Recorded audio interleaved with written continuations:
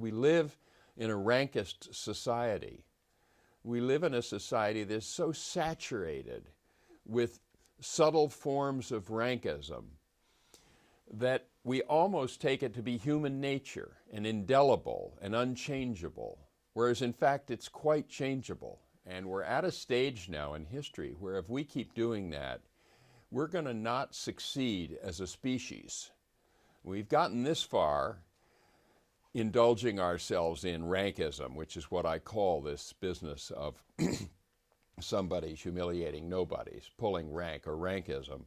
But if we keep on doing it, we're going to jeopardize our future as a species, because at last, finally, the weapons available to quote unquote nobodies are so dangerous, so large, and cause such destruction that if we go on humiliating nobodies, they're going to make life unlivable for us. And we've gotten a foretaste of that with terrorism in the 21st century.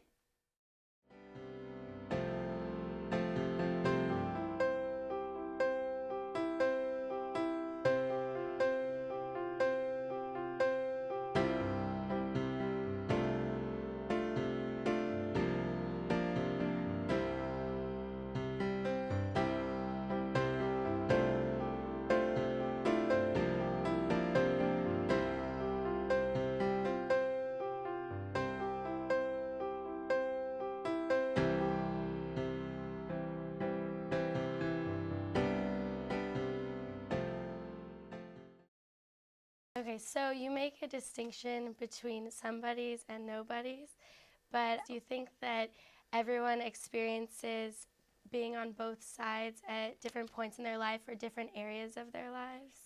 Yes, exactly, I do. I think we've all had the experience of being taken for a nobody.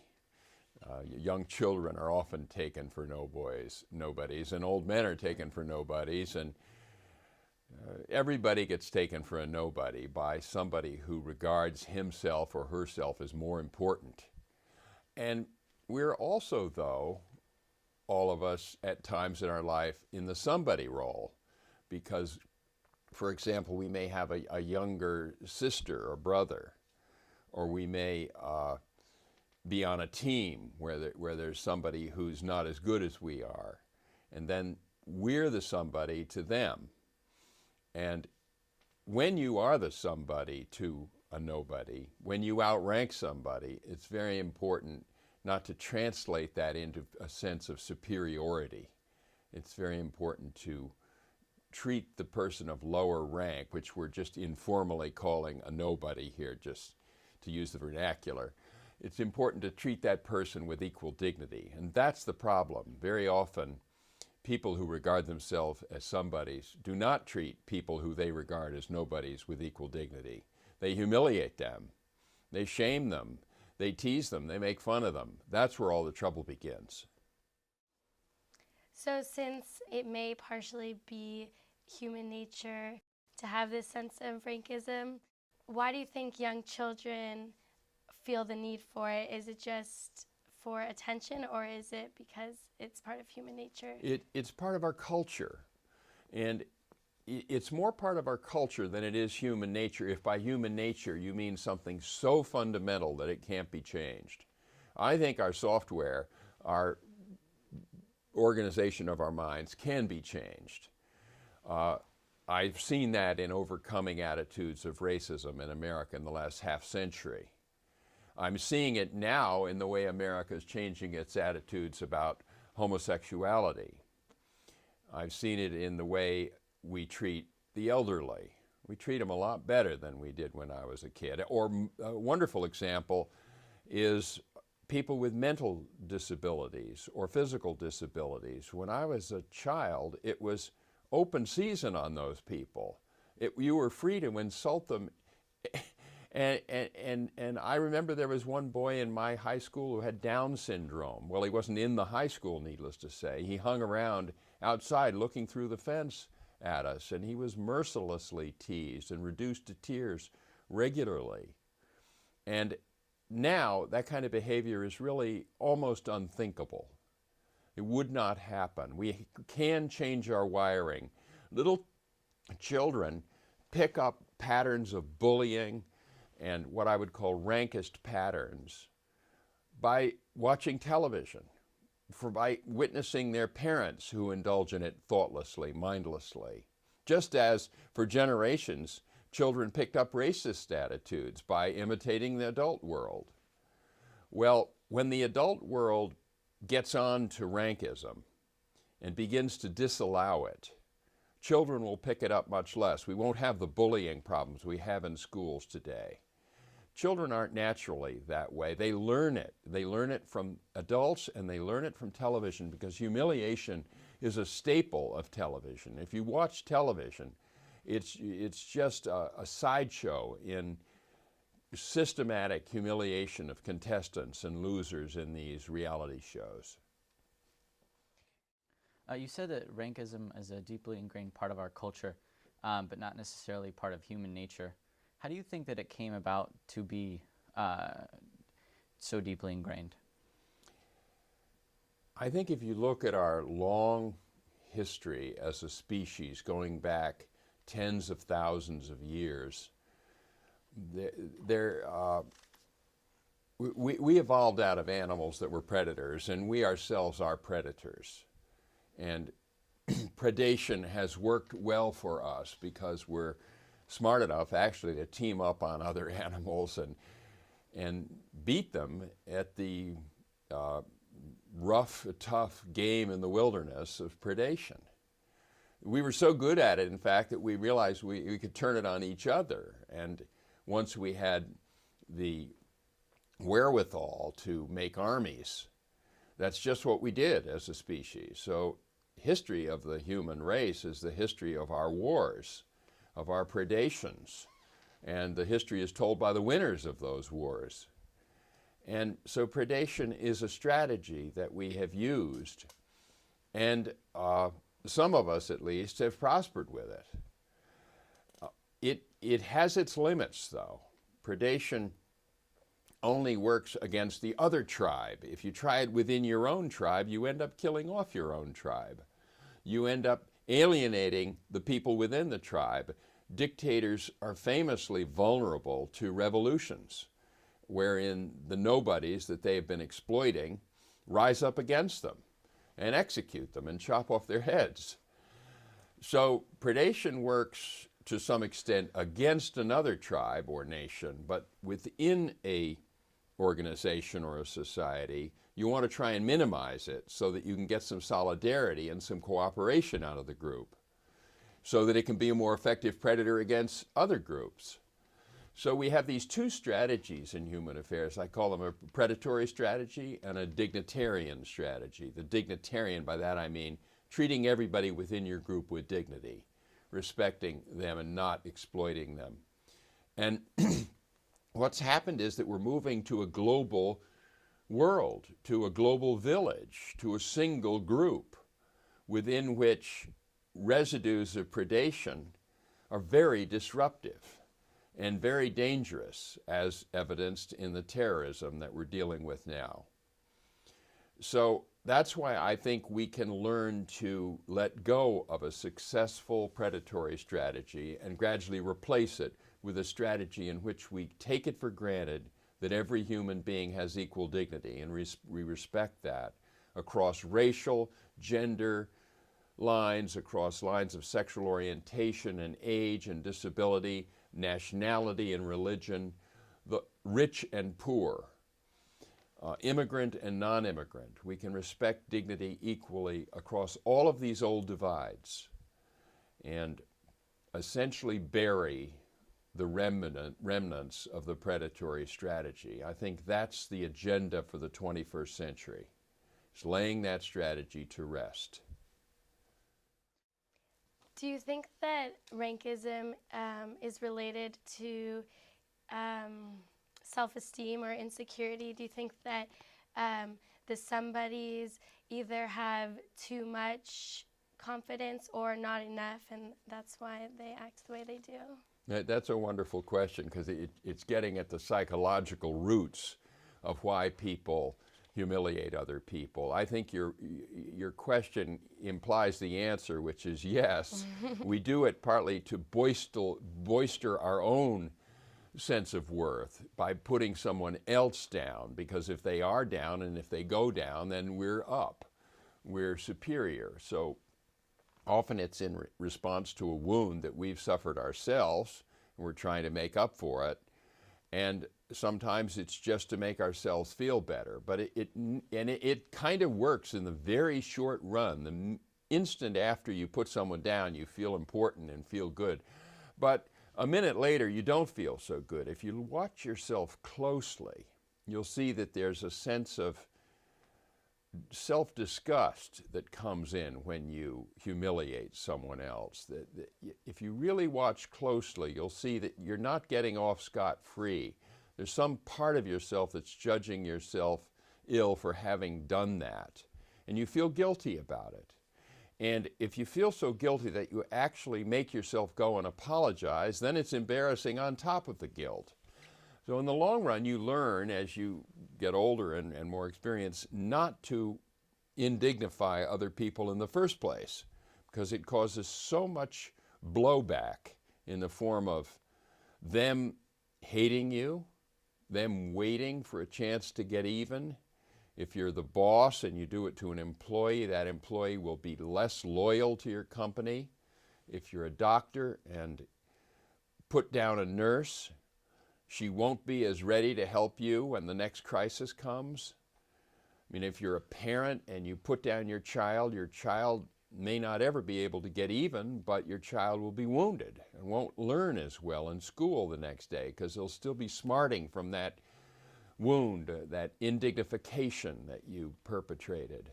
And if it's just a friend or a spouse or a lover and you put them down, they won't love you as much. They will be wary of you, and you'll feel it. And so all these behaviors are actually counterproductive, but it takes a long time to begin to realize they are, because we live in a rankist society.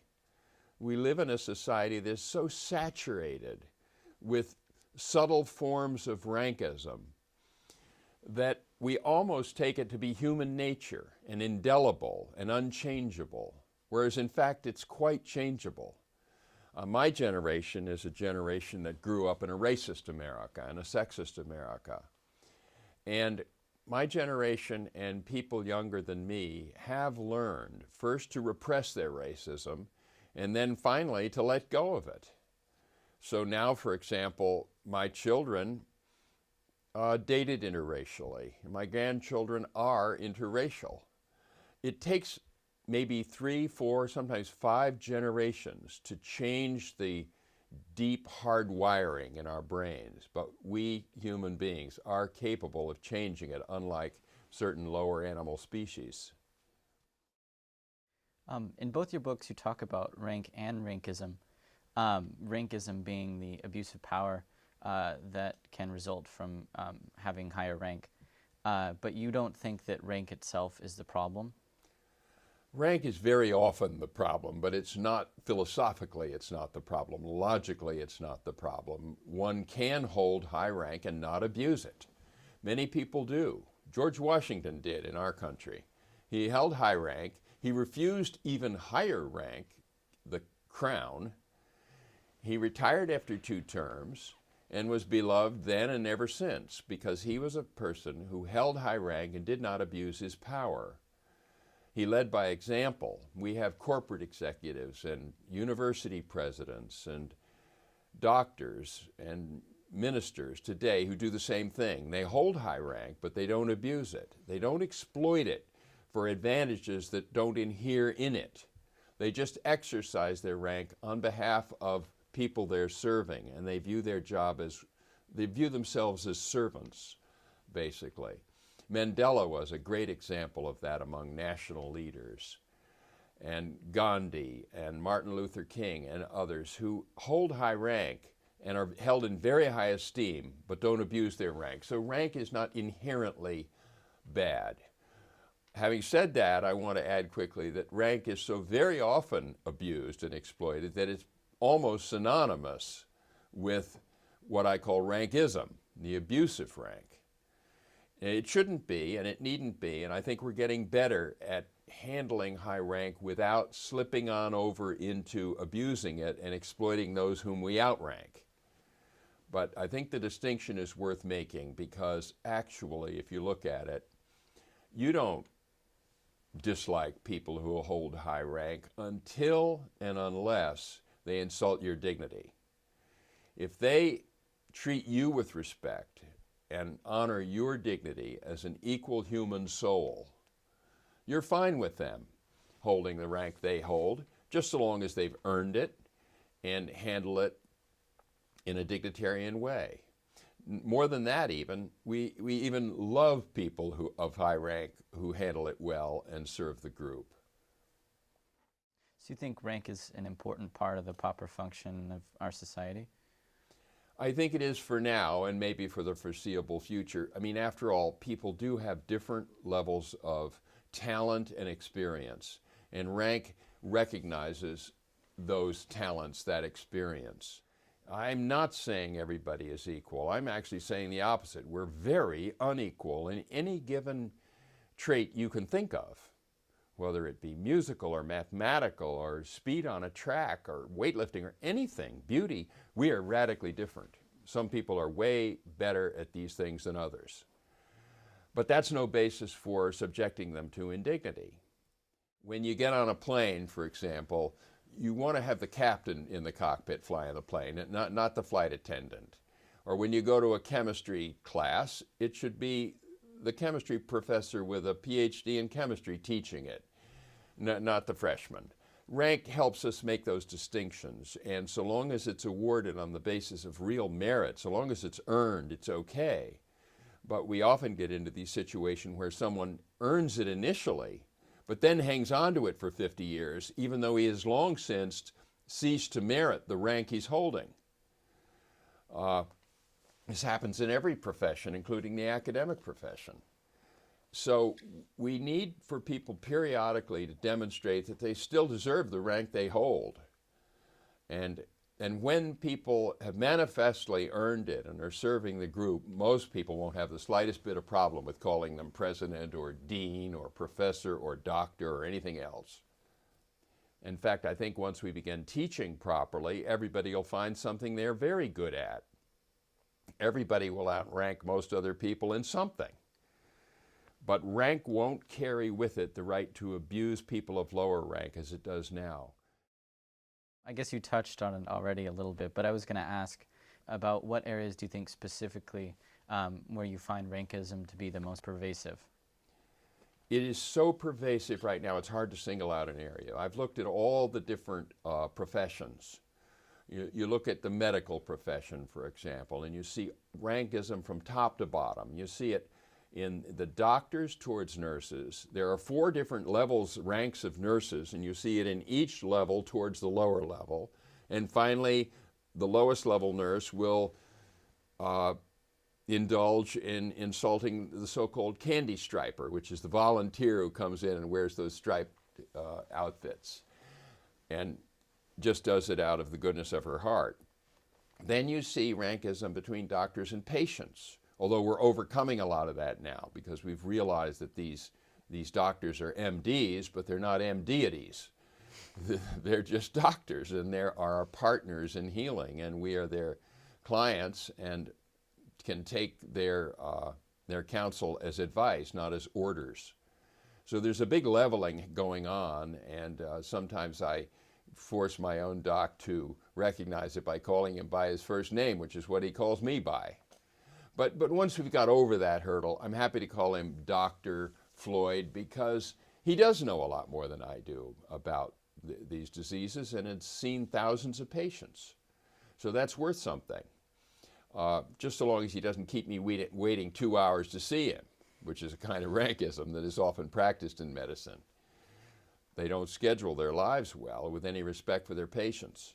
So everywhere you look, I've just picked out medicine, but if you look at corporate life, if you look at the prison system, you see an egregious form of rankism going on in prisons, where prisoners, instead of being treated with dignity, are subjected to chronic indignity. What does that do?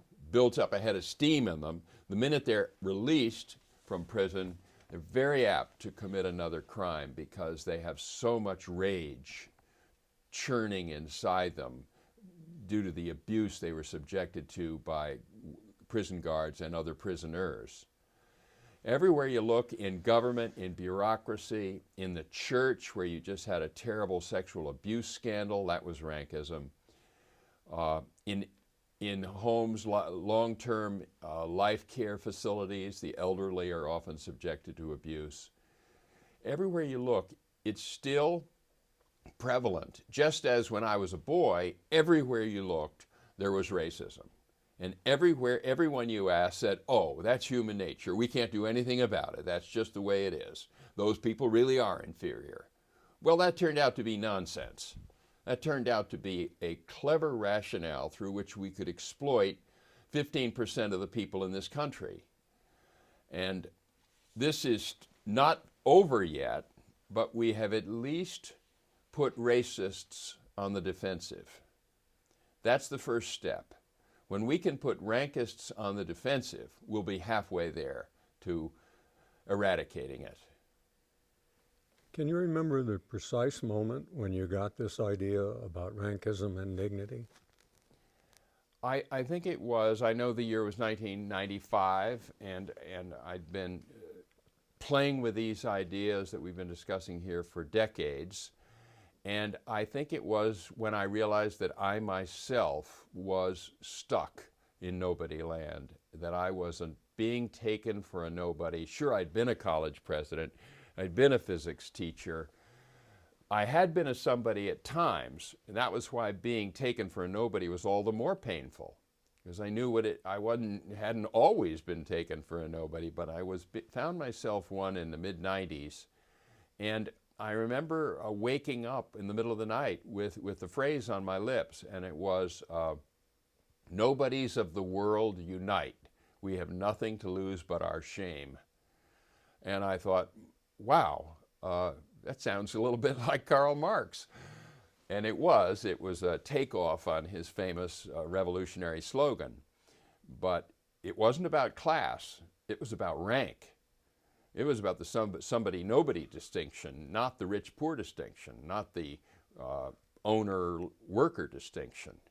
And I thought, now that's a new way to build a movement for liberty and justice for all, is to focus it on rank and let that be the keystone of this philosophy, of this political analysis, so that it permeates into all our social organizations, not just our political ones.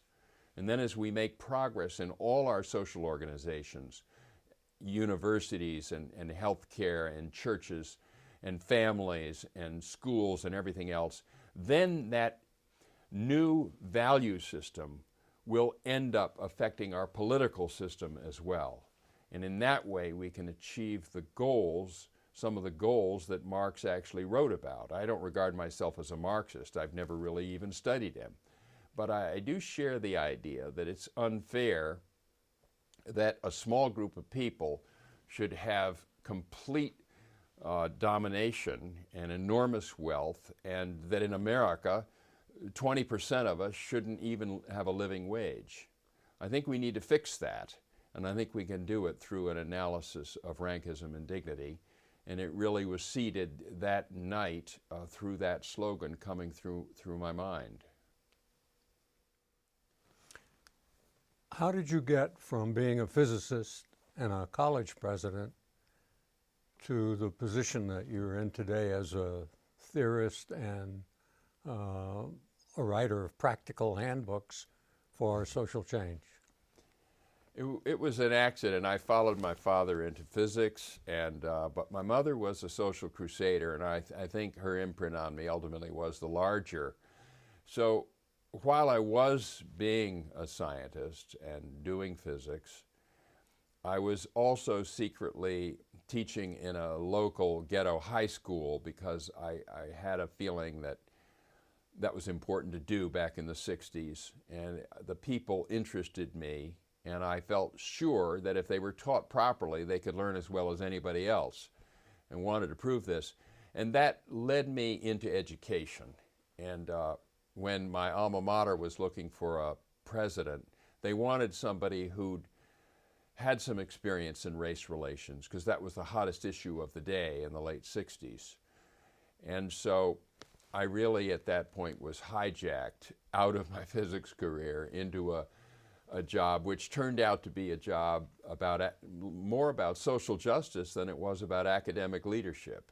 The great issues of the late 60s and early 70s were really issues of social, societal justice towards young people, towards African Americans and other minorities in the United States, and towards women and people with disabilities, and towards gays. And all these revolutions occurred at once, and I sensed even then that they had a common denominator, and finally found that common denominator. It's abuse of the power inherent in rank, and I called it rankism.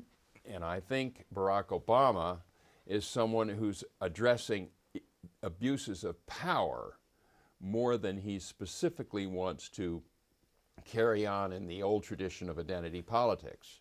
He's moved beyond identity politics to post-racial, post-identity politics, in which he sees the suffering of a white person being paid a minimum wage is just as serious as that of a black person in the same circumstances. It's really not race that's our main problem today. It's the fact that we are exploiting 40 million people in this country who are the poor, and we're trying to live and get by on less than a living wage. That's our biggest problem. That's a problem as serious as the racial problem was in the 60s. And again, it threatens America's identity. If we don't deal with the indignity that is visited upon 40 million people in this country daily because they live below the poverty line, because they don't have health care, because they don't have access to higher education, if we don't deal with that, we will have failed the American dream. We will not delivered on Jefferson's promise of equal liberty and justice for all. So I think Barack Obama is the one politician out there now who senses that we again have to make good on America's promise. We again have to live up to the dream, just as we did 50 years ago. We did it then, we can do it again. And that's what he's trying to tell the country. And it's not going to be easy. It's going to actually be harder than it was to create a multicultural society, which was very hard, and we haven't finished yet, but we've made a good start. Now we need to make a start on creating a dignitarian society in which we actually have dignity for everybody, not just for certain identity groups. And it's because Barack Obama has intuitively sensed that, partly due to his own background, that he's leading us in that direction. And I think he'll take us as far as we let him take us. He'll be as post-racial as we allow him to be. We may be more stuck in old racist views than he is. So it's going to come back to us, the American people, on whether we let him take us where he wants to. Would you say that Obama has an emotional appeal to his audience? Yes, I think he does, because I think that's why he's connecting with so many people. It's at a heart level where he's not talking about black suffering. He's talking about human suffering. He's not talking about dignity for blacks. He's talking about dignity for people. And he instinctively treats old and young, black and white, gay and straight, immigrants and natives with respect and with equal dignity. He doesn't attack his opponent in a way that is undignified. Sure, you can disagree on policy, and he does. But he's been quite good, if not 100% consistent, at refraining from personal ad hominem attacks. He also extends equal dignity to foreign leaders in his willingness to talk with them and not play the card that America is special and above all that. He really has abandoned the idea that America is exceptional and shouldn't be held to the same rules as other nations. So I think he's a herald of the politics of dignity, and that politics is a safer politics internationally for us than a policy of belligerence or a policy of exceptionalism in which we take ourselves to be superior. How does his emotional appeal to an audience differ from President Bush's kind of emotional appeal? Bush's appeal is to like-minded people who share his ideology or share his enthusiasm for punishing people who behave in ways we don't like. And you can evoke passion from a group by proposing to punish its enemies. That's been done by leaders for millennia. It's a little bit trickier to evoke passion from a group when it's about treating people fairly and treating people equally and respecting everyone's dignity. But in fact, it's a better strategy if your interest is in making us safe and secure. The strongest defense involves not giving offense. In other words, it's not enough just to have the biggest army in the world if you want to be safe in today's world, where even relatively minor players can wreak havoc through terrorism. And I don't even mean nuclear terrorism. I mean, it causes enough disruption just to bomb 5 subways, as in London a year or two ago. That can disrupt a country and cost it enormous time and energy and money protecting itself against that. It's a better strategy is not to treat anyone in a way that makes them even want to do that. Or if, after you have come to treat societies and religions and cultures with dignity, there's still a few angry young men in the group, then their own people will rein them in. So it will be relatively easy. Terrorists can only function successfully when they have a lot of social support. If their co-religionists are deeply against what they're doing because they feel respected by the United States or Great Britain, their co-religionists will handle it. That's actually a subtler policy. I think it comes closer to being what Barack Obama's policy would be. It doesn't mean you don't have a muscular and robust Defense Department. You do, just in case and as a warning. But you also have a very muscular, robust State Department that deals in diplomacy and does so with equal respect for every culture on earth. He goes to the level of human dignity, not dignity for blacks or dignity for females or gays, but human dignity. There's something about him that has led him to do that and to be, I think, a harbinger of the politics of dignity, which is the next step beyond the democracy we've got. He's trying to take us there instinctively. I think it would help him take us there more effectively if he had an analysis of rankism and how rankism causes indignity. Because you can't actually combat indignity unless you know what causes it, and unless you have a name for it, and unless you can pin that name on people who indulge in it. It's just like the women's movement. It was just a consciousness-raising phenomenon until women came up with the word sexism.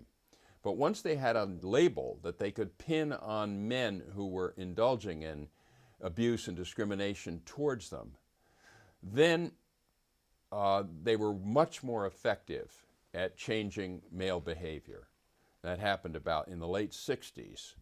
And very rapidly, they won some important legislative successes because they could depict the opposition as sexist. And nobody was comfortable being depicted that way, just as no one's comfortable being depicted or being called a racist. And I hope it won't be long before people are equally uncomfortable being called a rankist. I hope rankism will become as uncool as racism and sexism are. So do you think then that what you're proposing with dignitarianism is closer to approximating what human nature really is then? Yes, I do. I think it's what human nature has wanted to be. I think it's what the biblical prophets foresaw 2,000 years ago. I think statements like treat others as you would have them treat you are forecasts or predictions of the equilibrium state that we are inching our way towards over the centuries. The interesting thing, though, is that in this century, we're going to actually make enormous progress on that old agenda. If we don't, we're going to do our species in. I think there are all sorts of signs that we are going to make progress towards actually operationalizing the golden rule in the 21st century. Now that sounds like a coincidence. Why should it be now? Well, it's now because human beings are finally getting affluent enough to be able to let go of the predatory strategy, which is doing more harm than good, and endangering all of us now that we have such gigantic weapons that we can use on each other. It's happening because we have had practice in the last 50 years against subspecies of rankism, namely racism, sexism, homophobia, ableism, and ageism.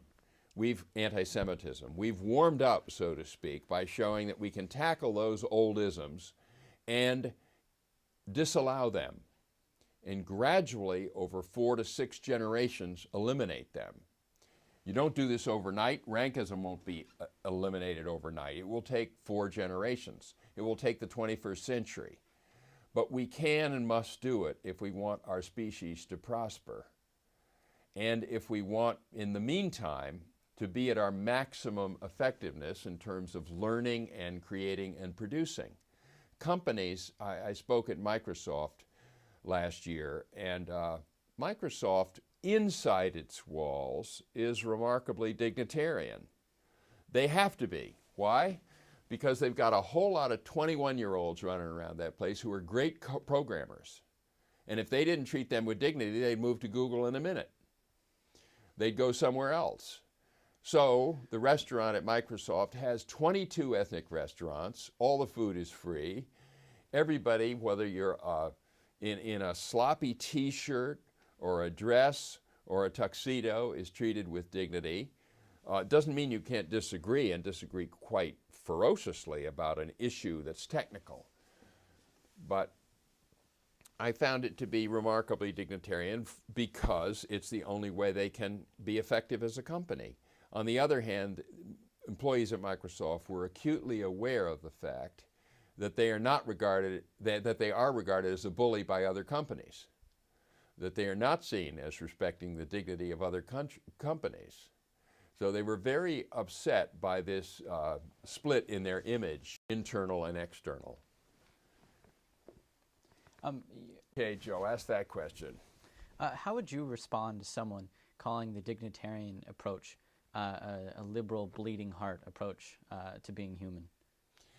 By saying that if all it was going after rankism, that charge could be leveled at it.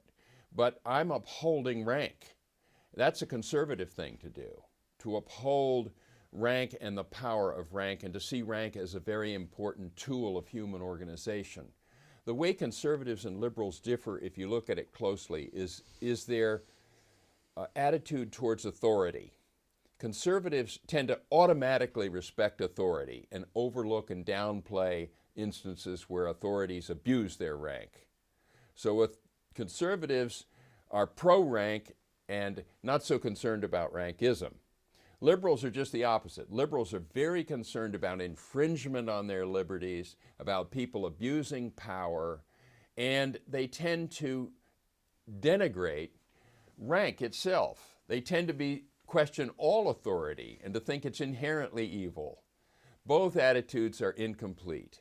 You need rank to have effective, timely organization. You need to disallow rankism to make those organizations really hum. and really work, and they won't do that if half the employees are angry at them because they're indignant over the indignities that are befalling them. So this is a synthesis of liberal and conservative politics, and that's why I don't call it either libertarian or egalitarian. That's why I invented the new word dignitarian to describe this politics. Okay, so you talk a little bit about economic justice. What exactly is economic justice, and how does dignitarianism play into that, especially in our modern business world? Well, dignitarianism means equal dignity for all, and a person cannot be said to enjoy equal dignity if they can't feed their family, if they can't send their kids to college. That is not equal dignity. Equal dignity doesn't mean economic equality, but it means certain basic things like you should be able to make enough money to support your family. A couple ought to be able to support a family of 4. A man ought to be able to support himself, and so on. And that means not just a minimum wage, but some kind of a living wage. And it certainly means universal health care and equal access to quality higher education. Those are the basic 3 pillars of it. There are other aspects as well, but the concept of economic justice doesn't mean that everybody gets exactly the same pay. It would be silly to pay you or me the same money paid to Brad Pitt if we were to make a movie, because no one would go to our movies, but they'll go to his movies. He deserves more money for it, let's say. I'm just picking that out of a hat, but you see what I mean. There are people who are very good at certain things, and they have a right to get market price for them, it seems to me. But that does not justify exploiting 20 to 30% of the population of the country on whose backs we are all riding. I mean, these poor people who run our restaurants and harvest our food and mine our coal and do all the menial jobs, these people are actually our benefactors. They're the philanthropists, because we're paying half what we should be for their goods and services. So they get exploited, and it's a modern form, a subtle form of slavery. By keeping them in poverty, we are basically keeping them in slavery. It's different only in the form, but not in the result, that old-fashioned slavery where you wore chains around your ankles produced. These are subtler chains, but they're chains nonetheless.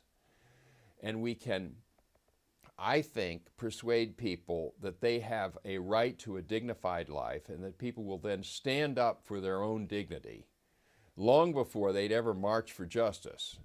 But once they have stood up for dignity and begin discussing what dignity means in millions of conversations over a 10-year period, they will then decide that equal dignity requires that they have health care like everyone else, and that they can send their kids to a good college, and that they earned enough to pay for a house.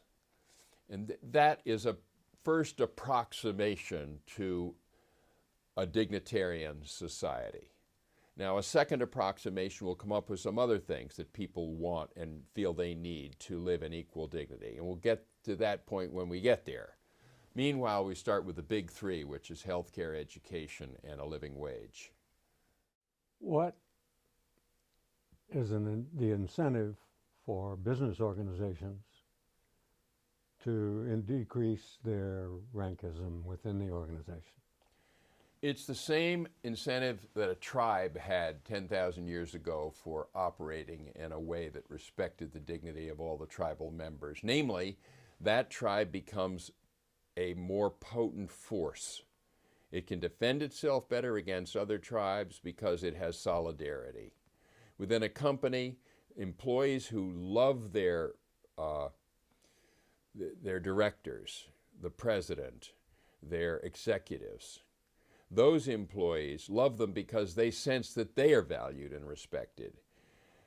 Those employees will go the extra mile. Those employees, not only that, they won't get sick as often. Illness on the job is caused by chronic indignity more than anything else, by the stress that builds up under daily humiliations, small ones and large ones.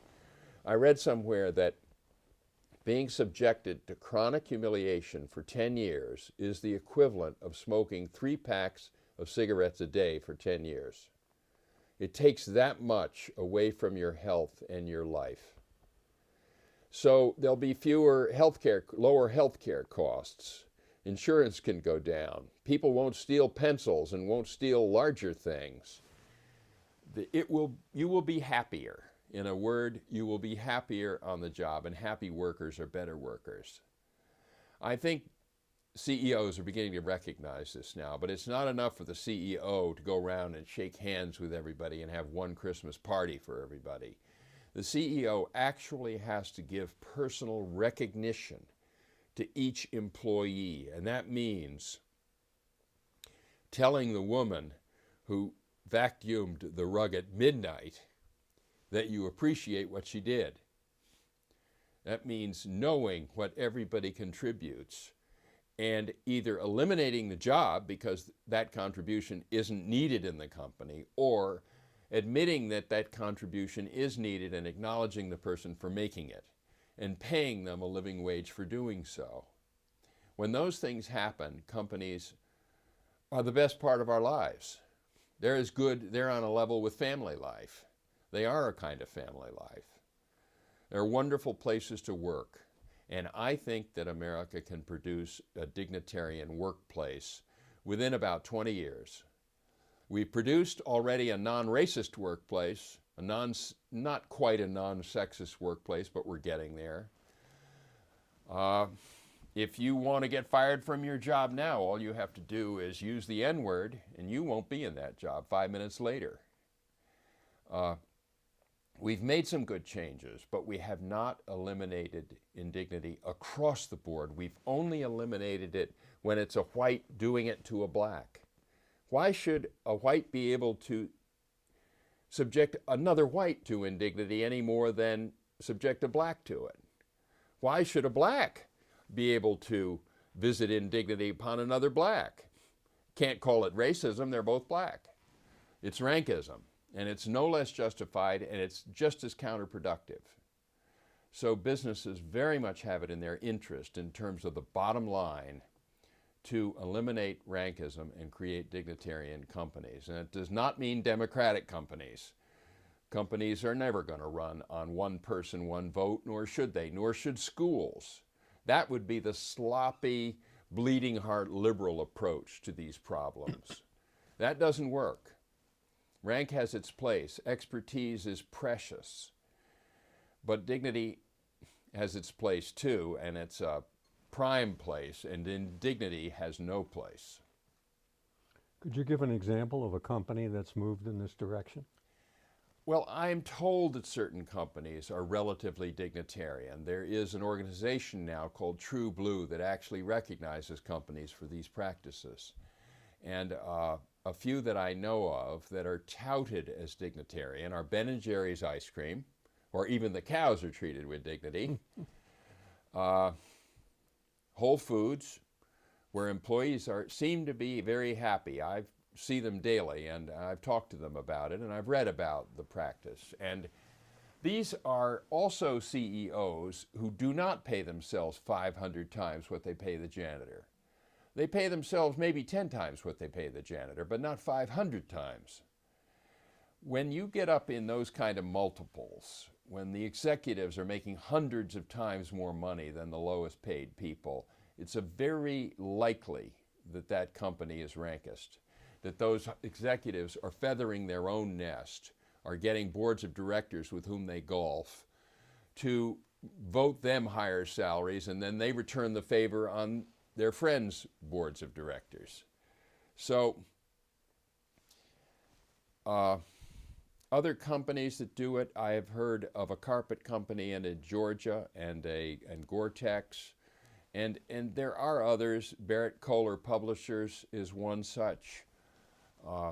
I know there are ones I'm not mentioning because I haven't made it a practice to study them, but they are known to employees as wonderful places to work, and where people don't leave and want to stay and earn their continued keep by performing at their top of their abilities. So I think they're actually companies that will make more money, and I think that's why companies will become dignitarian, not to be nicey-nicey, not to be goody-goody two-shoes, but actually to compete more effectively in the marketplace. You've spoken to groups all over the world about this idea. What has been their response? Well, I think some people regard it as, take me for a dreamer, you know, and don't see how immensely practical it is. And I think at the national level, it is a bit of a vision and a bit of a dream, but at the level of your company, your school, your church, your doctor, it's not. It's totally realizable there that we can demand the eradication of rankism within those organizations. So that's where I think we're going to start. We're not going to start with a 1,000,000-man march, but we are going to start by reforming 1,000,000 organizations so we prune the rankism out of them, and do so because the resulting organizations will be more creative, more productive.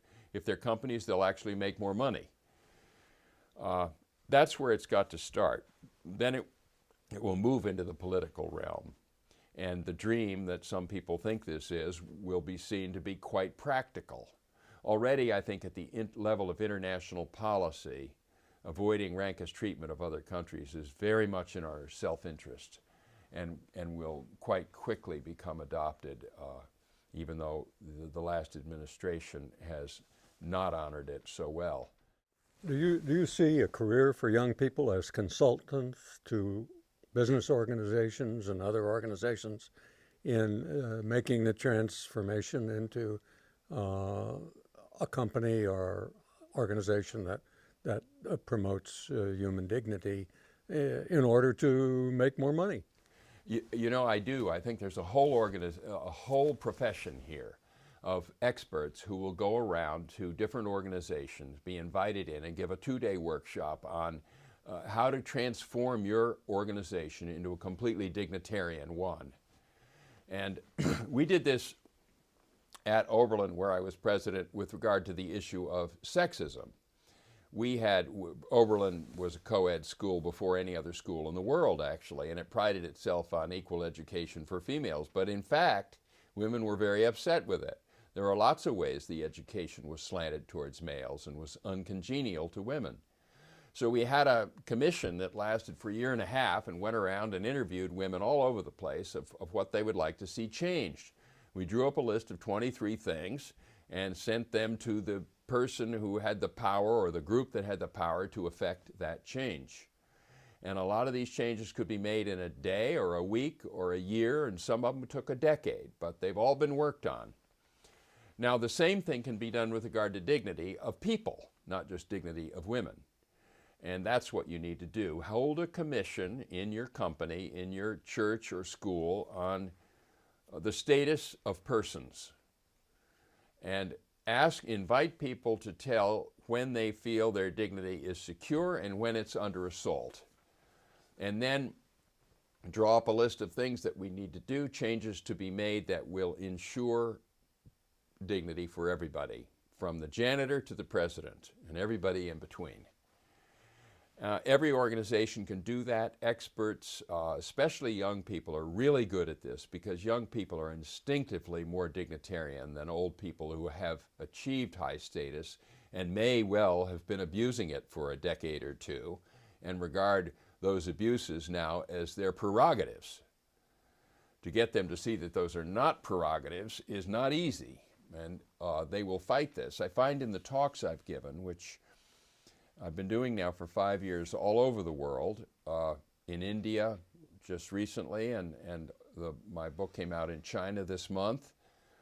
Young people instantly get this thesis. It hardly needs any explaining. The word is new to them, the word rankism, but they instantly understand it and put it to good use.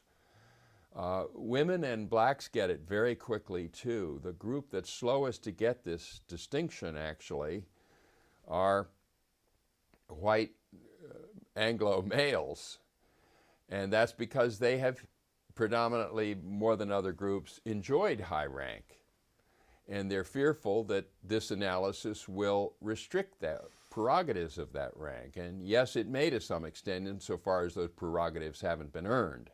But it's not meant to erode the power inherent in rank. It's just meant to eliminate the abuses of the power that go with rank.